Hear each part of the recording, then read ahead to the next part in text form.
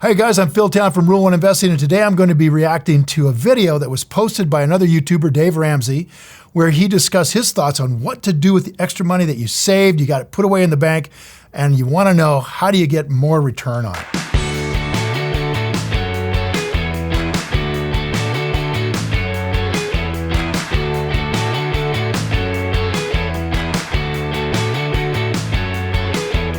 All right, if you've been following my channel for a bit, you probably heard me talk about some of the major money traps to avoid, simple ways to save money, but what should you be doing with all the money once you start building up your savings?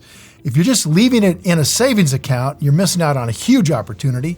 After all, the average interest rate on a savings account is barely 1%.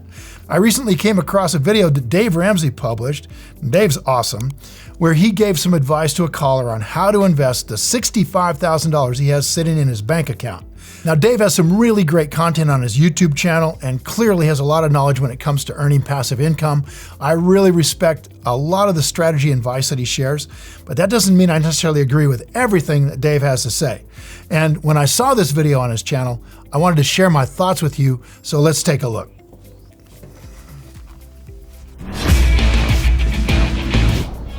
Thank you for joining us, America. Michael is with us in New York. Hey, Michael, welcome to the Dave Ramsey Show. Thanks for having me, Dave. Appreciate you taking my call. Sure. What's up? All right. I have $65,000 in the bank, and I don't know what to do with it. Is there something better I can invest it in rather than just sitting it in the bank with very little, if any, interest? Now, that's a really, really good question. You know, what I have found over the years is what you're finding. Number one, I don't get my money invested well if I don't have goals for it. And it tends to get away from me. Okay. It just waters away, just kind of drips away. So we tell folks to always have an assignment, a mission for every dollar.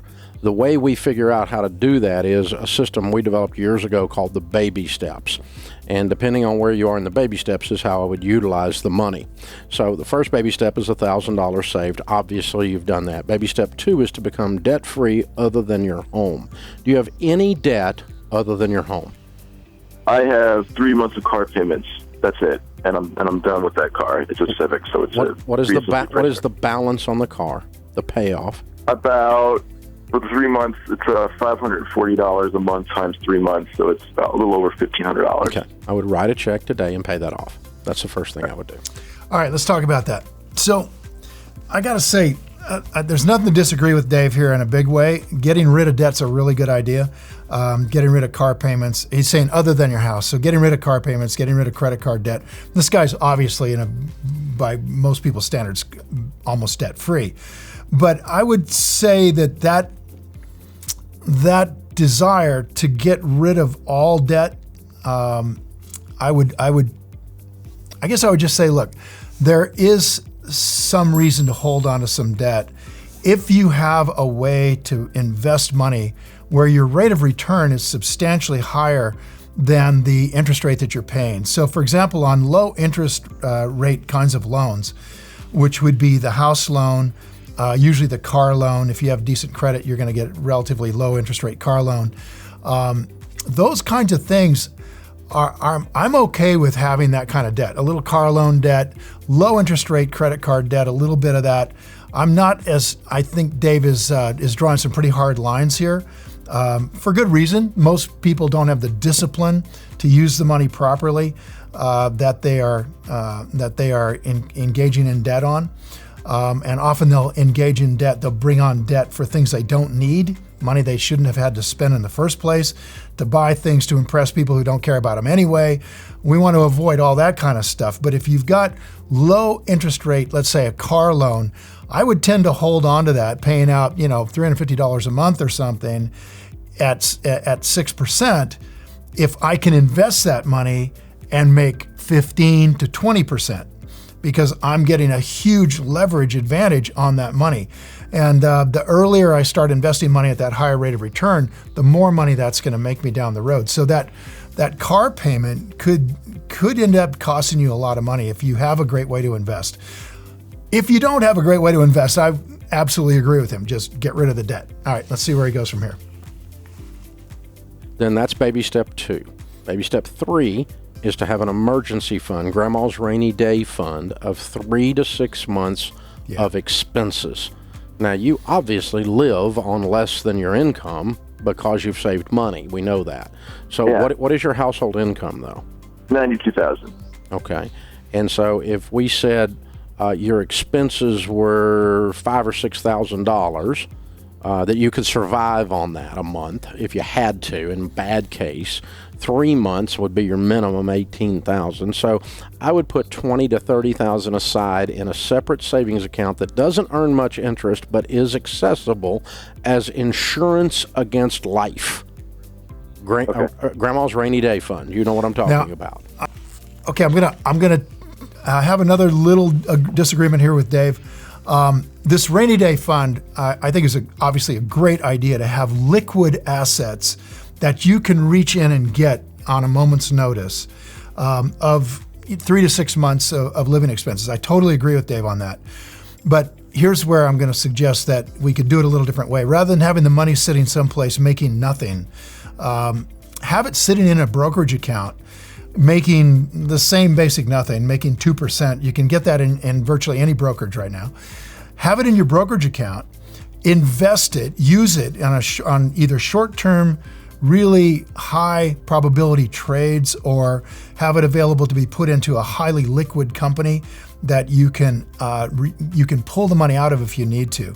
I like having access to all of the dollars I've got working as hard as they can.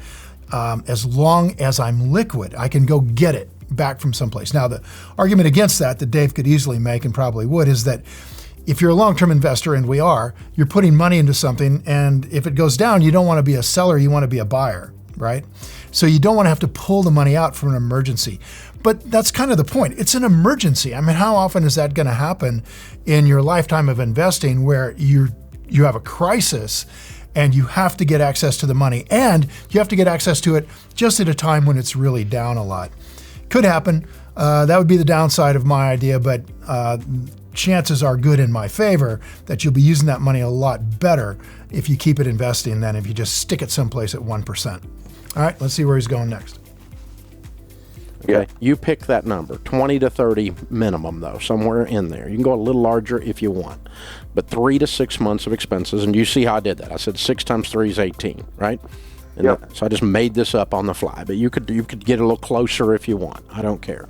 And then the fourth baby step, once we've done that, and we still have approximately $35,000 left, or $30,000 left, give or take, 30 to 35 after so far of your 65 that I've spent, or invested, or given a name or an assignment.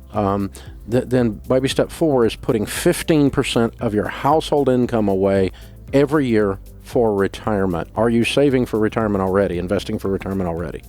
Yeah, I'm saving a lot. I have about $200,000 in retirement. How much do you put in a year? Every 2 weeks, I put in $650, and my employer matches approximately $225 for a total of $925 every 2 weeks. Yeah, not counting your match, you're at about 15%. You're right at it. Okay, so we'll check that box and say that one's being done in your 401k, and your match is in addition to that. So you should be putting 15%, somewhere around $12,000 or $14,000 in there, and that's about what you're putting in, $1,200 a month. Comes out about $14,000 a year. So we're right there. Okay, and so that one's done. Do you have any children? No, I'm not married. Okay. Baby step 5. Okay, let's go on baby step 4 here. Now, I think this is absolutely 100% agree with Dave. If you can get 15% and put that away, absolutely. I think the minimum would be 10%. I think if you put 10% away and you did it religiously, but I'm thinking of the 10% as 10% off the top, right? So you're going to pay yourself first 10% before you pay anything else at all. And I think that's pretty close to what Dave would say, 10 to 15% in that range. Now, the question is, where's it going to go? It's going to go into a retirement account, but what kind of retirement account is super critical? In this case, he's got an employer matching a little bit each month, a portion of what he's putting away. What I don't like about the rest of it that he's putting away, so he's putting away, I think, about $200 and some every 2 weeks, or about $500 every month.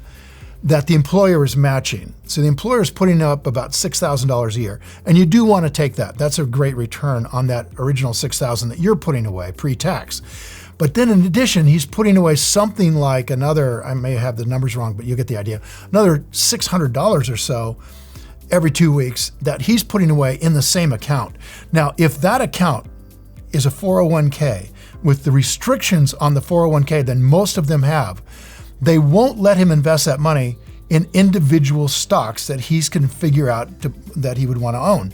They're going to make him invest it in indexes and broad market mutual funds and a money market account. So the problem I have with that is that those kind of investments will nearly guarantee you a mediocre level of return. In the long run, you can probably factor it in about at 7% or so.